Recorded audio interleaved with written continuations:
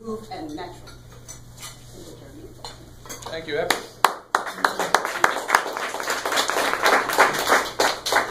Jeremy is continuing to work on his humorous speech for the contest. He tweaked it again. Please help him continue to tweak. Today I'll introduce him like I will at the contest. Contestant number 3, Jeremy Udell, Monsters. Monsters, Jeremy Udell.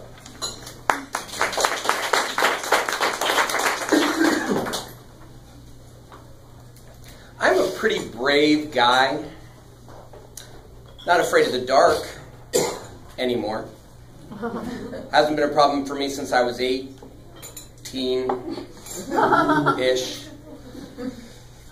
Not afraid of guns because I bring my own everywhere I go.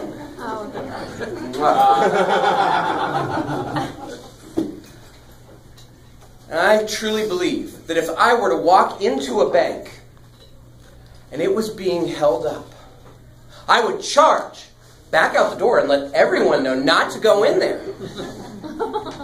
Brave. But even the bravest among us, like me, have fears. Fellow Toastmasters and guests, today I want to talk to you a little bit about my fears and how I learned to cope with them, so that you too may learn to cope with your fears. My fears are monsters. Tiny, tiny monsters. Specifically, wasps and spiders. I am terrified, petrified of these tiny, tiny, tiny, evil little creatures.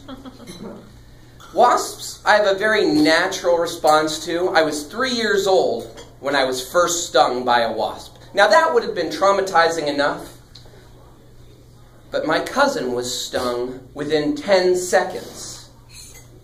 This was not an accident. This was a coordinated attack. These gangland miscreants will hit you wherever you are.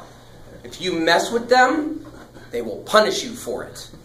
Then they'll fly back to their gang and let them know to come after you as well.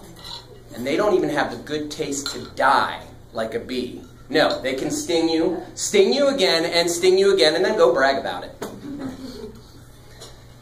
Spiders, that was more of an inculcation. My mother was scared of spiders, thus I inherited that fear. I was about 12 when she realized it had gotten a little worse than her fear. I had seen a spider crawling across the ceiling in the bathroom one night.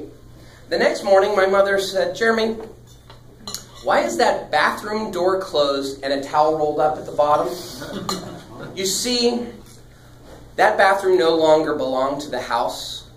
It was the spiders. There were 2 others I could use. No spiders for me, thank you. Avoidance had become my coping mechanism. However, in college, I lived in a fraternity for about a year.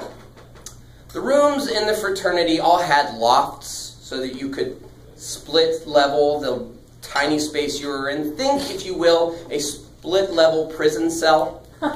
That was what I lived in the fraternity, and I slept underneath the loft. And 2 people slept in that room, so you had a divided loft. I slept in a space about this big, with about this much space above me, a little like sleeping inside of a morgue drawer.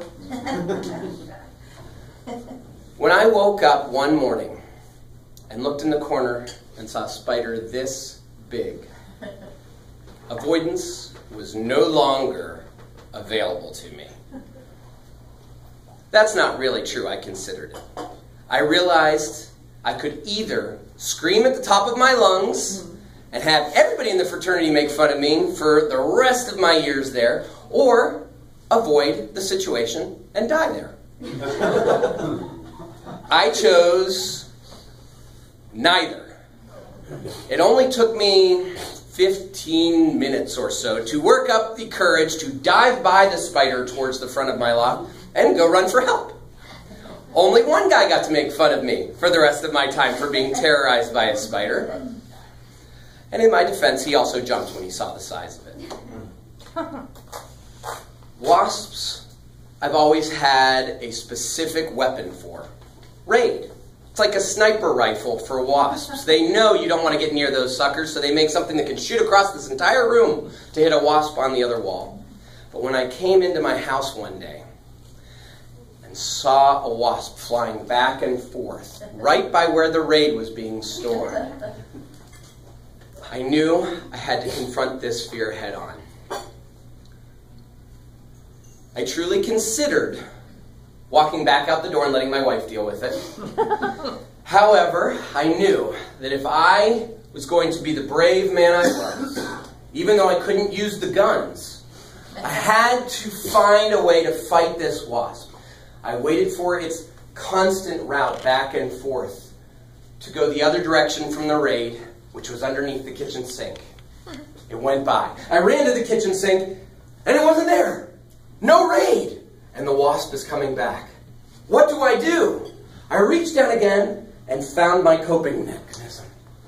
Windex! Have any of you seen My Big Fat Greek Wedding? Oh, yeah. The father of the bride uses Windex on pretty much everything. You got a bruise? He'll squirt it, get that pain out. Got some acne? Squirt that.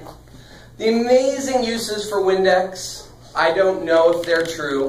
What I do know is that if you spray a wasp with Windex, it'll tear that sucker right out of the air. And of course, I went over as it was writhing around on the ground and stomped my vanquished foe and did a little victory dance. Because I had conquered my fear. This will also work on spiders. They'll curl up into a perfectly stompable little ball. Fellow Toastmasters, what's your coping mechanism?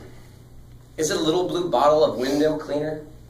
Is it a blanket you need to carry around like Linus? Whatever it is that gets you through your fears, I highly recommend you use it. I found mine. Oh. Mr. Toastmaster.